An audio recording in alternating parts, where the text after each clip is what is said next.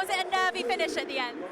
Yeah, of course. I think we had a really good start to the first half. Scored the 2 goals, and obviously they crept back into the side, especially late in. Obviously they made a few changes and helped. So, obviously it was a bit of a nervy finish, but I think we defended really well, and I think we deserved the 3 points. It was your goal that set the team on their way. Lovely skill from Martinelli, but there must have been just one thing on your mind when you got that ball in the box. Yeah, obviously it was a great bit of skill by Martinelli to get through, and obviously when it came, it was just about being calm and getting that half a yard, and then obviously it was a good strike, so happy with it. What about Saka's goal?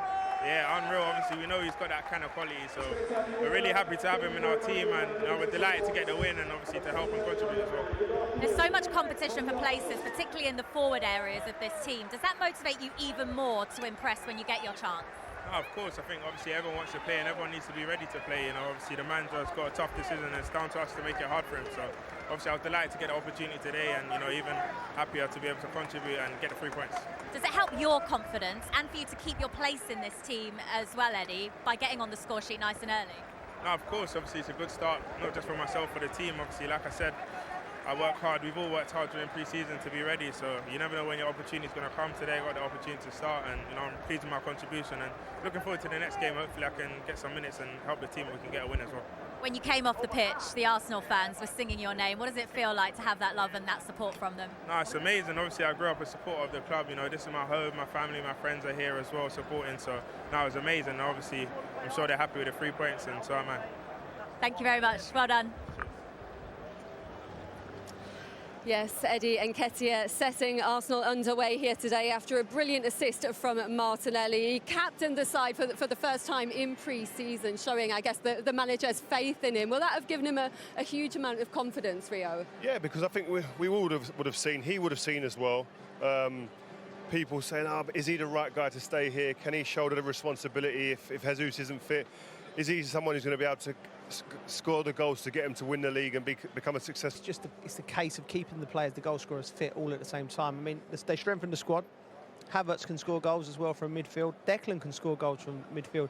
They're going to have to spread it around. And Eddie Nketiah, he's a player that he'd be one of them players that have scored goals from the age of 6 or 7. Just got an instinct. And he has a sense of where the ball is in the box.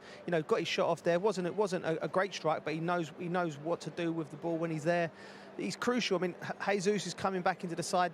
He sometimes floats from that position and goes out left and comes out right. Eddie Nketiah is more of a number 9, and he's an asset to this club. And one thing that's really important is he feels the club, really, don't he? He feels the club. He's come through the ranks, and they're vital, especially in tight games, which he's shown last year. He scored important goals for the club. Yeah, perhaps their biggest asset, though, Bukayo, Saka, against Nottingham Forest to get their season off to a winning start. Let's hear now from Mikel Arteta with Jules. Mikel, congratulations. 3 points to start the season. What did you make of the match overall? Well, first of all, really happy. It's always difficult to win the first game. It's always very difficult to win in the Premier League, so we should be very happy, especially the way we played. I think we deserved to win the game. We merit more and earlier, but we didn't kill the game. And tuning in the Premier League is a really dangerous result. And we had a lack of concentration on the counter after the corner. They scored a goal, and then it's game on. And they throw a lot of bodies there. We didn't concede anything, but the feeling was, okay, we want the game to end and earn the 3 points. Did that last 10 minutes perfectly sum up the Premier League? Absolutely, and you cannot give anything. And today we gave them some hope and we gave them the goal. And when that happens against teams in the Premier League, you cannot do that. And this team is so well organized, they are so competitive, they are so physical when they want to, and they don't need much to score a goal. Of course, Eddie Nketiah started the scoring early on in the match. How important was that for him and for the team to get an early goal? Well, that's a clear example of what we're going to need this season. It's a player that was very disappointed because I didn't start him against Manchester City. And what he did was came on in the game, had a huge impact against City, trained like a beast this week, telling me I deserve to play. So I had to play him because he gave me every reason with reaction to play. And when that happens, you come to the pitch and you score and you play the way he's done. So, great example. Has he done enough to start the next game? We will see. It's 7-8 days to go now against Palace, and they're going to have to earn it. And for Bukayo Saka, it was an absolute beauty of a strike. Can he get even better this season? I don't know, but you need those moments in games like that when you are attacking that low block with 10 players behind the ball, very little space, is so well organized, and we've done that with 2 beautiful actions.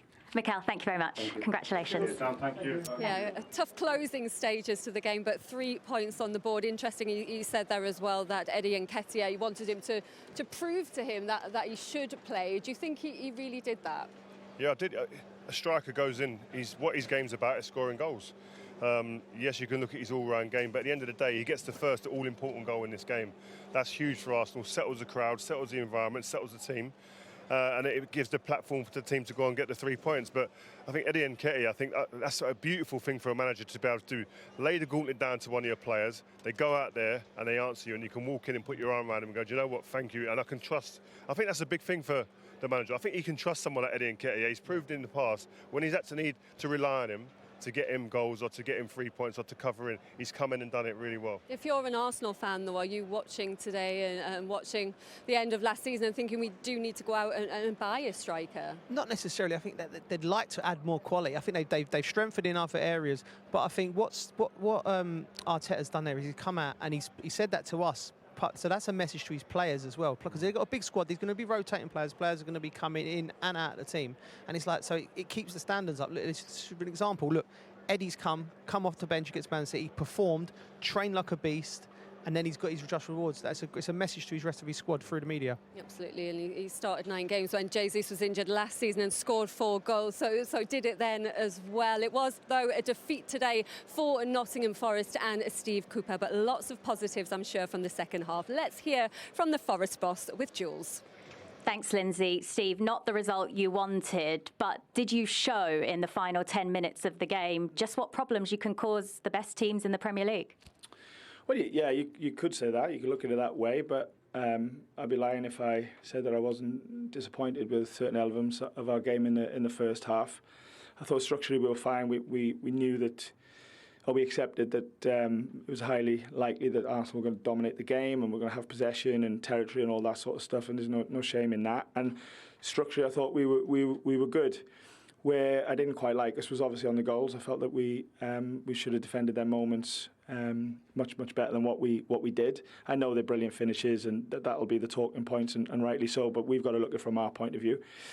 And I just didn't love how we didn't back ourselves in the duels, really, and the sort of combat of the game. And that's something we shouldn't be questioning in the first half. I showed some of the clips to the lads half time, just going, come on guys, you have to get up the ball a bit quicker, and you have to fight and compete and just believe and back ourselves a little bit more. The reality is, Arsenal were brilliant, and they are, and it's such a tough place to come, but the real chance from open play in the first half was Brennan's. And the 2 goals we've conceded, we're not defending second phase of corners well enough, and that can't happen and shouldn't happen. I'm not saying that we deserve to win or anything like that. I'm not. But what I am saying is that the plan was sort of going to plan in terms of trying to get them counter-attacks, but we just needed to compete a bit more to get them counter-attacks on the duels, and we didn't. Second half, we did up it a little bit. You could see that there was a bit more press, and the game was played in Arsenal's half a little bit more. Scored a great goal ourselves from counter-attack with Anthony and T, and it's then what if. So we're feeling like it's a game of what might have been, but at the same time we should take a bit of belief from it, because that's what we need to compete at this level. We've been told that you weren't happy, particularly with one decision late on in that second half, and you went and spoke to the referees about it. What can you tell us? What did they tell you? Well, no, I didn't. No, I spoke to the referee. I think that. Listen, we're not going to cry about it. I'm just really surprised that look at. Listen, it'll be debated, and maybe some will say yes, some will say no. But from our point of view, we're just surprised, especially with us being away from home and things like that, that it wasn't looked at. So it'll be interesting to see what VAR think about it. For me, they let the ref down. You mentioned the impact that Elanga and Onyu had when they came on in that game. Are they 2 players you hope can start the Sheffield United home match? Well, that's where we are at the moment. I mean, Aina's not up to speed for 90 minutes. Brennan's only been back a couple of weeks, so he can't really play 90 at the moment. T, come on, he's only got 20 minutes in him. Anthony's a little bit different. He's been with us. He's a young player that we're going to grow into our model. So yeah, we really need a bit more time. Moussa Nakati was on the bench today. He's not going to be ready for 90 minutes today. He might have been able to give us 10, 15 minutes. So there's a bit of catching up really in some of the guys. They had a bit of an unfortunate pre-season, but the hope is we get people back and they get fit and we have good competition for places. Steve, we appreciate your time. Thank you. Thank you.